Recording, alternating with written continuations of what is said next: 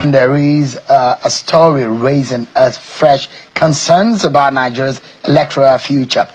There is a report alleging that elements within the Independent National Electoral Commission may be working behind the scenes to tilt the 2027 elections in favor of a political party. According to an insider claims in that report, the strategy involves manipulating voter registration, exploiting loopholes in the results viewing portal, and recruiting compromised election officials.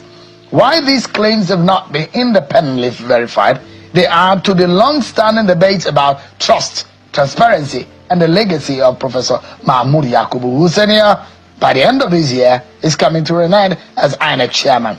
At the heart of the allegation is a senior INEC official whose name was mentioned prominently in that report, who is said to be in the grooming as a possible successor to Professor Yakubu.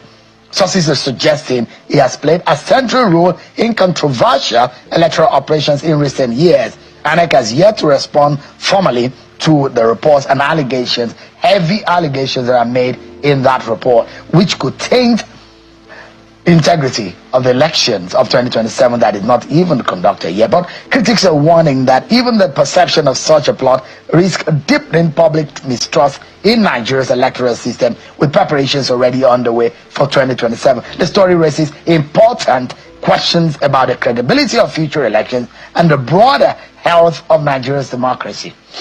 Let's get someone who also understands how this plays out. He's the Chancellor of the Athena Center for Leadership here in Abuja and a former Minister of Aviation. Mr. Osita Chidoka is live for us here in Abuja studio. Thanks so much indeed for joining us. Thank you, Sean. You must have read that story. Yes, I did. How concerning. If this is true, and there are layers upon layers of, and as journalists, when there are reports indicating insider information, there are a lot of things that insiders could tell you that could then make the story that you publish as an outlet. But what was the biggest worry for you in that sort of story? The biggest worry is the appointment of chairman of INEC. That's the big elephant in the room, in my view. Because the president has powers to appoint the INEC chairman and the INEC commissioners. But the law kind of created a pathway for him. So he first goes to the National Council of States and seeks their advice. Their opinion is advisory. So he seeks their advice. Then he makes the nomination. Then he goes to the Senate. As the Senate clears, then he becomes chairman. So at the point where the president takes it to the National Council of States, it's at the point when I think it goes public. It allows the public to do a referendum on the characters appointed. Now, if you look at the history of the National Assembly, the Senate, in approving appointments, I don't see any reason for them to reject anybody the president puts forward. I don't know if the president will go seek the advice of the National Council of State.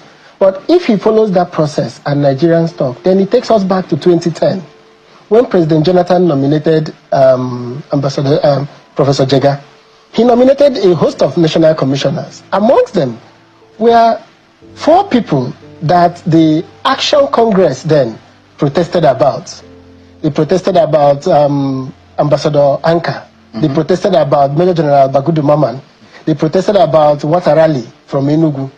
Eventually, President Jonathan dropped Major General Bagudu Maman for being a PDP member, dropped Ambassador Anka, and then the rest went on to be cleared. So the idea that we have to bring somebody, when Jega's name was mentioned, there was no protest because the people in the country felt that was a man that could conduct a credible election. So where I have issue is that all of the technologies, and INEC has made tremendous progress in their use of technology. So we at the Athena Center, we conduct audits of the election. And we come here, I sit with you here, and we show the mistakes, we show the challenges, the issues, the gaps in the election. But you know that what made it possible for us to talk about the gaps is the technology. If INEC was to give us the register of voters where they ticked the people that voted and gave it to us in 1,000 polling, 2,000 polling units, we'll be looking at it 1 month after the election. And if we go ahead to look for what we do with the beavers, they just download it, print a PDF copy, and we export it to an Excel file and we review it immediately. So we think that there has been tremendous progress in the technology in INEC. Now, can that technology be tampered with? That is the story that the Sahara Reporters is talking about, that there is a plan to tamper with the technology. My view are two-pronged. If the political parties agree, then it can be tampered with. The problem we have in Nigeria is, one of the major challenges is the failure of the political parties to mobilize their resources at the polling unit level, to be able to wait there till INEC uploads its results, and they too upload to their own server. The political parties just have to wake up, because we can't allow discretion only to people who conduct elections. In the US, there are election labs that take a stratified sample of the election materials and sample it before the results are announced. They are quickly doing it. Professors, universities are called in to take a stratified sample to check that it is consistent with what was planned to be done. So I am thinking that the issue of printing 2 result sheets and uploading one from IREF is a non-starter. So there are major issues, and I'll ask you a very direct question. You've been in politics long enough to know the nuances of an average Nigerian politician. Is it standard behavioral pattern of a Nigerian politician to start looking at institutional pitfalls and ways of manipulating an election 2 years before election? Does it look like the attitude of an average Nigerian politician? Yes, that was our attitude before 2011. So, because the report is alleging, the report is alleging that there are efforts and grand plan to manipulate or groom someone who is already in the books of certain politicians to head INEC. Yes. That's on one hand. Yes. That is in institutional administration. Correct. For you to be able to have someone who has a taint already taking charge of INEC.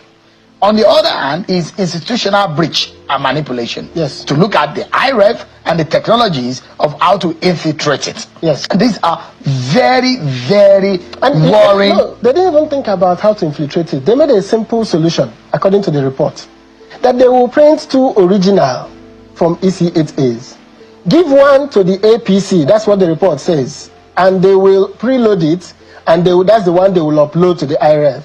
And when you come to go to court, the one INEC will certify is the one that was preloaded, because they are the makers of the document. So they won't certify the one that happened in the field. You get my point? So I am saying, where will the political parties be? Where will Nigerians be when the result from my polling unit is uploaded, and then I go up to the IREF and there's another result that is there at that moment? Why are you going to collation? Why are the political parties going forward to the collation? Why would they not mobilize their party to be at the collation point to say, this is the result, the physical result that came. This is the IREF that came. That is why I am interested in the amendment of the law. Because it is the INEC guideline that says to the collation officer. If you remember when we used to do it on the states, I would say the result was tampered with by the electoral officer, by the PO. And when he got to the collation center, the collation center officer accepted it. Instead of saying, hold on a minute, where is the BVAS? How many people were accredited in the BVAS? 30. How many total of results is here? 60. That is cancellation immediately. Automatic cancellation. And let me tell you the good news. In 80% of the polling units we reviewed, here on your screen, the results were correct. The people did not tamper. It's only about 20% of the evil ones in INEC, those people that do this damage. They're about 10 to 15%, sometimes 20 in some states. The results are tampered with, and it alters the results. So that is why I'm saying that the 80% of the people, most times, will not agree because they don't want their name tainted. Now that we started the naming and shaming from the Athena Center, I saw them in Edo, some refusing to sign their name, so they will publish my name because they don't want their names published. So now that we are getting to that point, I'm saying that the political parties need to invest in the infrastructure that will be vigilant on election day. Because printing those 2 results is going back to 2003. So that's quick one. Yes. If someone comes and says, Chidoka stole, Osita stole my phone. Yes. It might be true, it might be false. Yes. If you add your name in that line, what would you do? You want to prove and declare your name, isn't it? Definitely. So if these allegations are true or false, yes, the APC has been mentioned in that story. Yes.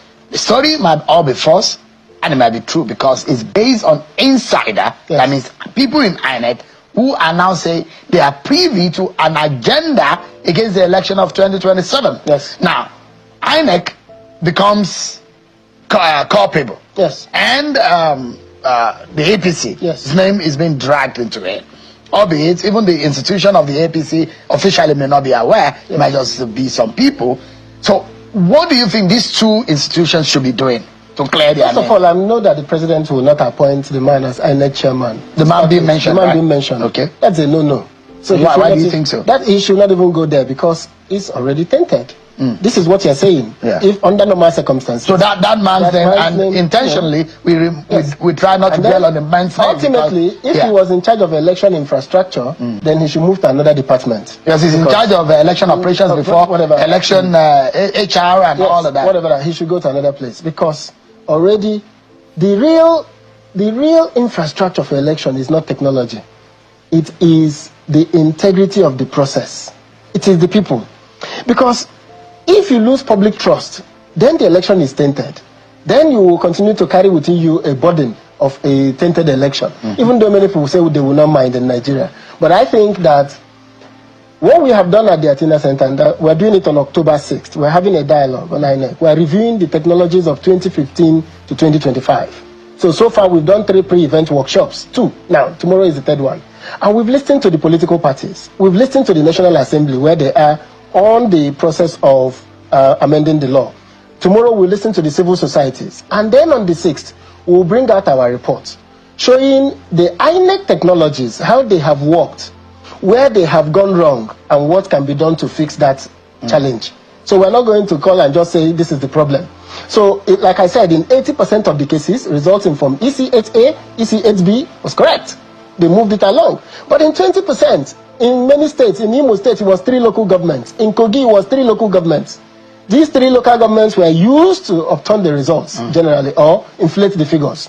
So we're saying, what can we do to stop this small percentage that is used to alter election results?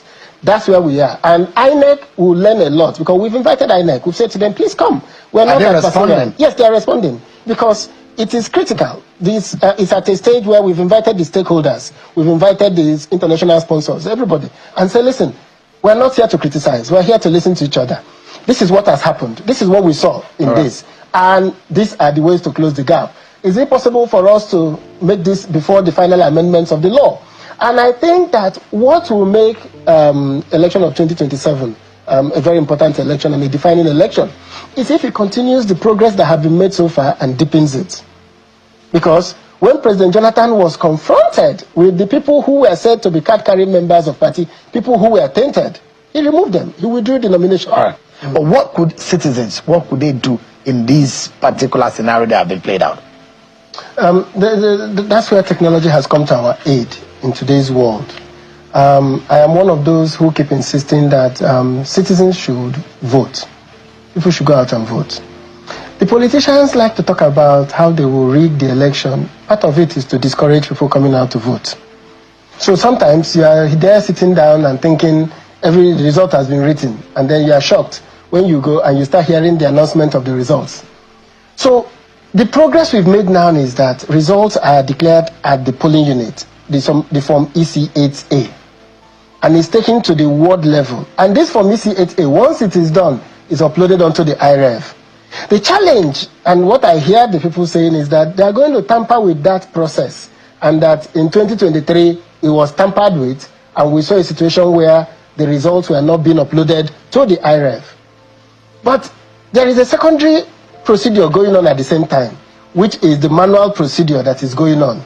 As the results are uploaded from the polling unit, the result is now taken to the Ward Collation Center. The political parties are present at these 2 important points. The citizens can be present. So what we need is the fact that when they were doing the election in Ghana, the moment the parties collated their results, they knew that they had lost and they knew who had won. Mahama knew he had won. And the Electoral Commission only confirmed what everybody had known. Before they even announced the final results, the incumbent vice president has congratulated Mahama. So a situation where we are still waiting for INEC as the sole arbiter, it's a major weakness in Nigeria. I've seen something play out though. Yes. and I make reference to some of this scenario.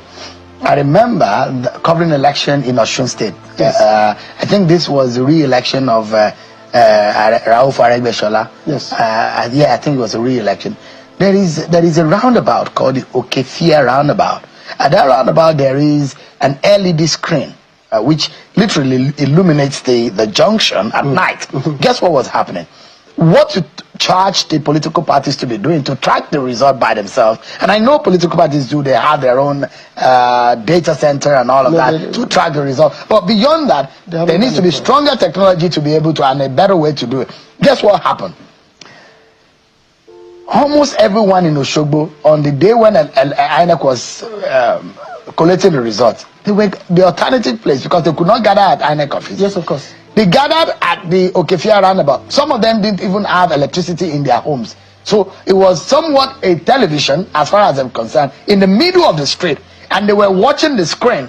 And they saw how the results from a political party was being displayed on the screen. Yes. Guess what? The whole town is already aware of how the results was being collated. That's it. I'm not saying that's right. But yeah, that is one way to say, if citizens are privy, and people, and Channel Television and one of our partners, we've done that in the past, where we were tracking results from the polling unit through alternative technology. Yes. When you already know, so manipulation becomes difficult. So that's the major point. There is nobody that is good enough for us to trust him with our lives and give him the discretion to determine our future. It is a collective responsibility. And I keep insisting, political parties in Nigeria have insisted on having ward ESCO, local government ESCO and state ESCO. But the challenge is that their business, the work they do, elections, are done at the polling units, not at the ward. So if the political parties can frame up their presence in the polling units and are able to collect their results with their own pin copies of the results already attached, put together, ready to show before the collation starts at the Ward Collation Center, I can assure you that there is very little anybody can do, except, which is the big fear, and this is important, Seun, I want you to look at this. That's the big fear. The big fear is that we may then say, people have been criticizing this technology. The big fear is that people will say, these technologies are causing us problem. Let's go back to manual process. And going back to that manual process will mean that you can then sit in Abuja and announce a result, because there is no more process of tracking what is going on. So it is important that we do not mix two issues in this issue. We don't conflate two issues. The integrity of INEC staff is one issue. Their plan to rig the system is one issue. But the use of this technology and the governance of the technology is where we have been putting pressure on at the Athena Center. We believe that INEC has made tremendous progress. Tremendous. But there is still no yet governance and audit mechanism that will say after the fact. And I gave the example when JAMB had the glitch. They called some of us into the room and opened their systems to us. And we looked at it, and I came out and said, no, this is not a target plan against the Southeast. So many people were angry with me. But I saw the data, I reviewed it, and I said, give the children the exam again. They will take it again. So that is where we are with INEC. Because it's a ball match where the people don't trust the referee. The match is doomed. So, in summary, and we saw what happened in Ghana, in South Africa, and in Kenya. Yes, in Kenya. These are African countries. African countries. We are bigger than them. Yes. In numbers and in the progress that we have made in terms of electoral journey. Yes. You have charged the President Bola Tinubu, in appointment. Secondly, you have also asking the conscience of the people who work at INEC. And the other thing is the citizen of Nigeria, they cannot be docile. They have to stand up. We have to stand up. In Kenya, you mentioned the case of Kenya. The party, Ruto's party had a whole 3-level situation room, gathering the results. There are people who are returning it, traveling all night with the copies of the result.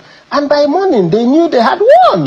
So there is no business we sitting down here and saying, oh, we are waiting. Nobody sits down to wait for himself to be slaughtered. So I think that progress has been made. If not for the technology, we won't be able to identify the flaws we show here. But we need to take a step forward.